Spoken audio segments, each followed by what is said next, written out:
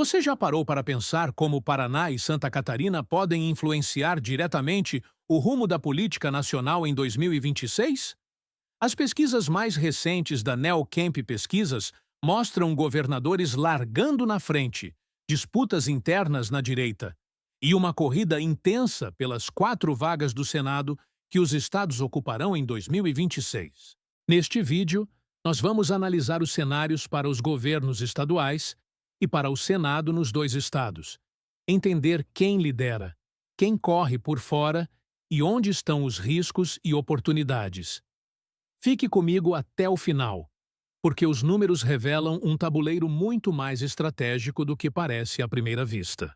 E começamos nossa jornada pelo Paraná, onde a pesquisa do Instituto Neocamp, que ouviu 1.200 eleitores em 97 municípios do Paraná na última semana de 2025, começa a desenhar com bastante nitidez o cenário da disputa pelo governo do estado em 2026. E no cenário 1, o senador Sérgio Moro, do União Brasil, aparece na primeira colocação com 39,7% das intenções de voto.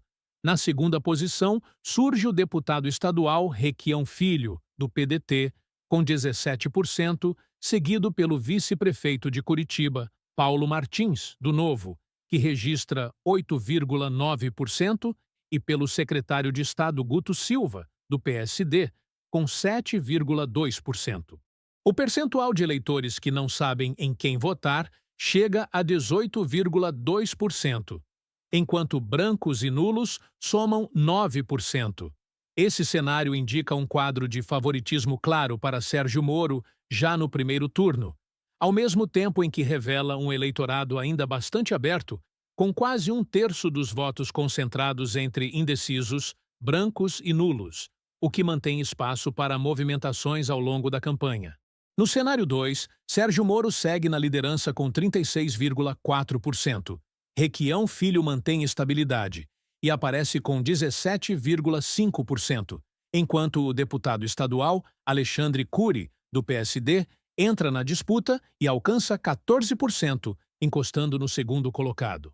Paulo Martins registra 7,1%, e o percentual daqueles que não sabem cai para 16,4%, e brancos e nulos ficam em 8,6%. Com a entrada de Alexandre Cury, o campo adversário de Sérgio Moro não consegue a consolidação de um nome competitivo contra o líder, mostrando que a principal disputa, neste momento, é pelo segundo lugar. No cenário 3, Sérgio Moro mantém a dianteira com 36,2%. Requião Filho cresce levemente e chega a 18,6%, enquanto o ex-prefeito de Curitiba, Rafael Greca, do PSD, aparece com 11,9%, seguido por Paulo Martins, com 8,7%. E o percentual de eleitores que não sabem permanece elevado, em 17,4%, enquanto brancos e nulos somam 7,2%. Mesmo com variações nos nomes testados, a liderança de Moro se mostra resiliente, enquanto seus adversários seguem divididos, o que, se mantido, favorece um cenário confortável para o líder na largada da corrida eleitoral. Além dos cenários estimulados, a pesquisa também apresenta os índices de rejeição, que são fundamentais para entender os limites de crescimento de cada candidatura. Requião Filho lidera com 37,1%. Sérgio Moro registra 17,4%. Um índice relativamente controlado para quem lidera a disputa. Rafael Greca registra 11,2%. Guto Silva tem 8,6%. Alexandre Cury aparece com 6,7% e Paulo Martins tem 5,7%. Os dados de rejeição ajudam a explicar por que Sérgio Moro sustenta a liderança em todos os cenários, enquanto Requião, apesar de ser o principal adversário, enfrenta um teto eleitoral mais baixo, o que torna a dinâmica do segundo turno, caso ele ocorra, um ponto central de atenção para os próximos levantamentos. A mesma pesquisa também lança luz sobre a disputa para o Senado Federal no Paraná em 2026, uma eleição considerada estratégica, especialmente para a direita, já que o Senado é a casa responsável por processos de impeachment de ministros do Supremo Tribunal Federal e do Procurador-Geral da República, além de sabatinar e aprovar indicações para os cargos mais altos do Judiciário e do Ministério Público. E no cenário 1, quem aparece na liderança é o ex-deputado federal Deltan Dallagnol, do Partido Novo, com 25,4%. Em seguida surge a jornalista Cristina Graemel, do União Brasil, com 19,5%. Na terceira posição aparece o deputado federal Zeca Dirceu, do PT, com 12,2%, praticamente empatado com o também deputado federal Felipe Barros, do PL, que registra 12%. O percentual de eleitores que não sabem em quem votar chega a 23,2%, enquanto brancos e nulos somam 7,7%.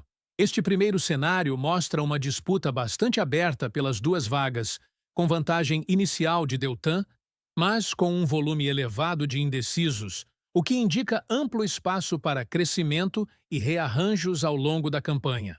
No cenário 2, a entrada do governador Ratinho Júnior, do PSD, altera completamente o desenho da disputa com ele, registrando 40,2% das intenções de voto.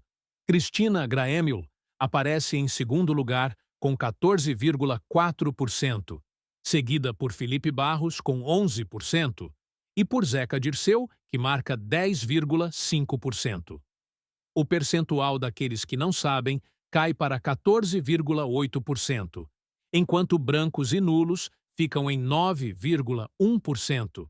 Este cenário mostra que a presença de Ratinho Júnior praticamente redefine o jogo, transformando a disputa pela segunda vaga no verdadeiro foco da eleição e empurrando os demais candidatos para uma briga direta por sobrevivência política. Outro dado relevante é o índice de rejeição dos principais nomes. E nesse quesito, Zeca Dirceu lidera, sendo rejeitado por 39,9%, um número que impõe um teto claro ao seu crescimento. Deltan Dallagnol aparece com 16,3%, enquanto Cristina Graemel registra 12,5%. Felipe Barros tem 8% de rejeição. Além disso, 14,3% rejeitam todos os candidatos e 9% afirmam não rejeitar ninguém. Esse quadro nos mostra que a elevada rejeição de Zeca Dirceu ajuda a explicar a dificuldade da esquerda em ampliar espaço no Estado, enquanto os nomes da direita apresentam índices mais administráveis, o que favorece estratégias de consolidação ao longo da campanha. Por fim, a pesquisa questionou a avaliação da gestão de Ratinho Júnior, e o resultado mostra que 74,6% aprovam a forma de administrar do governador, enquanto 19,6% desaprovam, e 5,8% não sabem ou não responderam. Esse índice de aprovação explica o desempenho dominante de Ratinho Júnior no cenário ao Senado e reforça a leitura de que, caso opte pela disputa, ele entra como franco favorito, alterando profundamente o equilíbrio da corrida pelas duas vagas do Paraná em 2026. Depois de vermos os cenários do Paraná, quero te ouvir. Na sua opinião, os favoritos serão eleitos? Ou há espaço para surpresas nas eleições deste ano? Deixe sua opinião nos comentários. Saindo do Paraná, chegamos em Santa Catarina, onde a pesquisa do Instituto NeoCamp ouviu 1.200 eleitores em 95 municípios de Santa Catarina na última semana de dezembro de 2025. E no cenário 1 da corrida pelo governo estadual, o governador Jorginho Melo, do PL, aparece isolado na liderança com 41,3% das intenções de voto. Em segundo lugar surge o prefeito de Chapecó, João Rodrigues, do PSD, com 20,1%. Praticamente a metade do percentual do atual governador. Na sequência, aparece o presidente nacional do Sebrae, Décio Lima, do PT, com 14,6%, seguido pelo prefeito de Joinville, Adriano Silva, do Partido Novo, que registra 9,6%, e pelo vereador de Florianópolis, Afrânio Bopré, do PSOL, com apenas 2,9%. O percentual de eleitores que não sabem em quem votar é de 8,8%, enquanto brancos e nulos somam 2,7%. Esse primeiro cenário indica que Jorginho Melo larga com forte favoritismo, sustentado por uma base eleitoral consolidada, enquanto a oposição aparece pulverizada e sem um nome capaz, neste momento, de ameaçar a liderança do governador.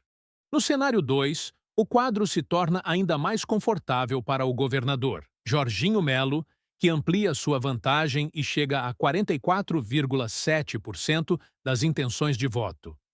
João Rodrigues alcança 24%. Pelo campo da esquerda, o ex-deputado federal Carlito Mers, do PT, aparece com 8,9%, enquanto Afrânio Bopré registra 6,1%. O percentual de eleitores que não sabem em quem votar sobe para 11,5%, e brancos e nulos ficam em 4,8%. Mesmo com variações nos nomes testados, a liderança de Jorginho Melo não apenas se mantém como se fortalece, sugerindo um cenário de reeleição bastante competitivo já no primeiro turno, caso a oposição não consiga unificar forças. A pesquisa também apresenta os índices de rejeição, que ajudam a entender os limites de crescimento de cada candidatura. E nesse cenário, quem lidera é Carlito Mers, com 31,4%, seguido por Afrânio Bopré, com 26,1%. Jorginho Melo aparece com 21,9% de rejeição, um índice administrável para quem lidera com folga. João Rodrigues registra apenas 5,6%, enquanto 5,4% rejeitam todos os candidatos e 9,6% afirmam não rejeitar ninguém. Os dados de rejeição reforçam a dificuldade do campo da esquerda em expandir sua presença no Estado, ao mesmo tempo em que indicam que o principal risco eleitoral para Jorginho Melo estaria menos na rejeição e mais em uma eventual reorganização do campo de centro-direita.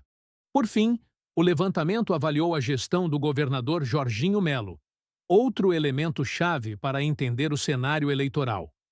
Os números mostram que 64,5% aprovam a forma de administrar do governador, enquanto 25,2% desaprovam e 10,3% não souberam ou não responderam. Esses índices explicam o desempenho dominante de Jorginho Melo nos cenários eleitorais e indicam que, se mantido esse nível de aprovação, o governador entra na disputa pela reeleição como franco favorito, com amplo controle do tabuleiro político em Santa Catarina.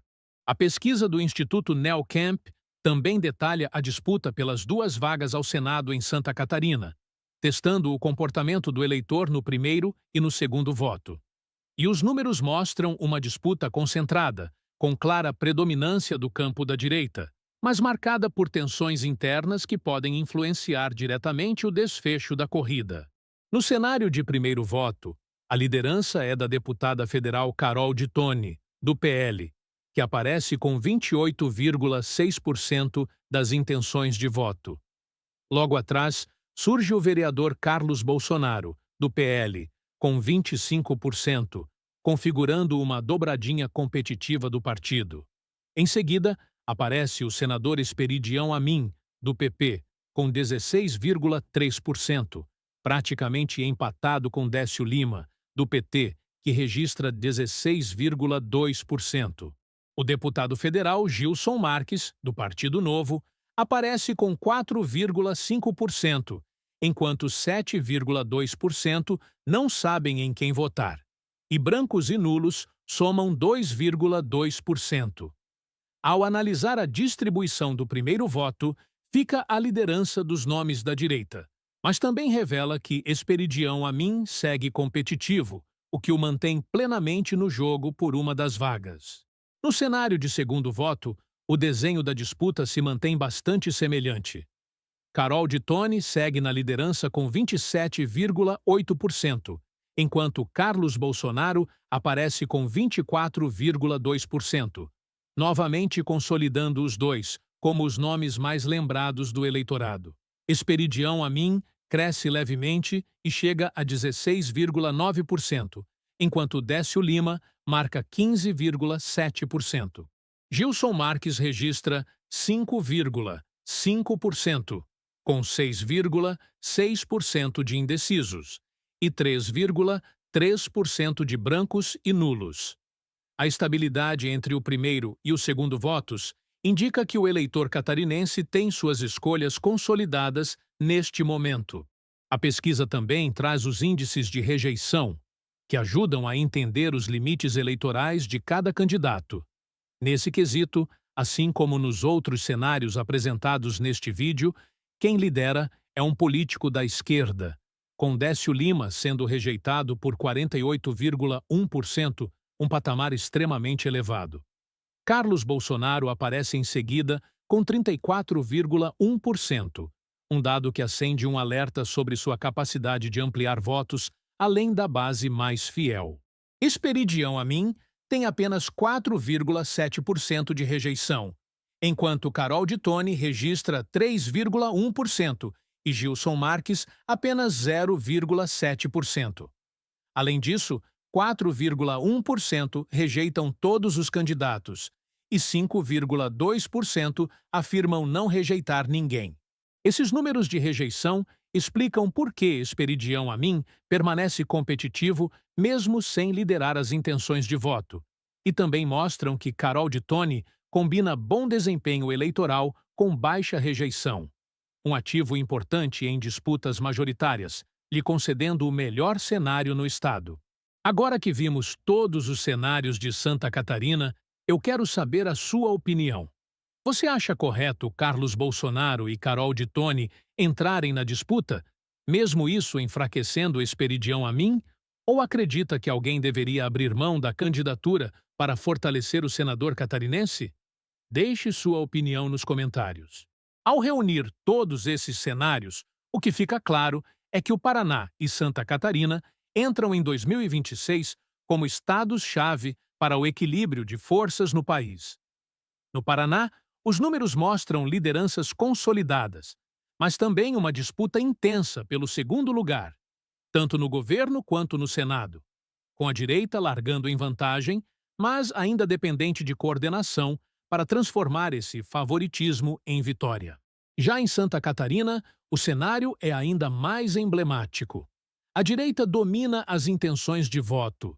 Os governadores aparecem bem avaliados e competitivos, mas as tensões internas podem ser decisivas para definir se esse domínio se traduzirá em controle total das vagas em disputa. Os dados também deixam evidente que, apesar dos favoritos, nada está completamente decidido. Os percentuais de indecisos seguem relevantes, as rejeições impõem limites claros a algumas candidaturas e as alianças, ou a falta delas, tendem a pesar cada vez mais à medida que a eleição se aproxima. Agora eu quero saber a sua opinião. Quem você acredita que sai mais fortalecido nesses estados e quais nomes têm mais chances de conquistar as vagas ao Senado? Deixe seu comentário, curta o vídeo, se inscreva no canal e compartilhe essa análise com quem acompanha de perto os bastidores da política brasileira.